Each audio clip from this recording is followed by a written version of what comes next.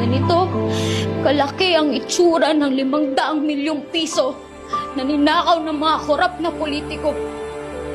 Kung napunta sana to sa amin, kaya sana nitong magdagdag ng halos 5,000 hospital beds para sa mga pampublikong hospital. Kaya sana nitong mag-provide ng daang-daang teknolohiya, pasilidad at espesyalista. Dahil alam nyo na hindi namin kayang magpagamot sa ibang bansa. Habang kayo,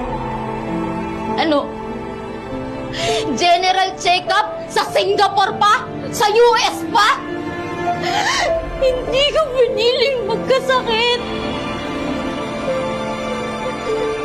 Pero bakit sobrang parusa ang magkasakit sa bansang to? Yung sakit ko, pwede sanang malunasan. Meron lang sanang gamot at maayos na paggamutan.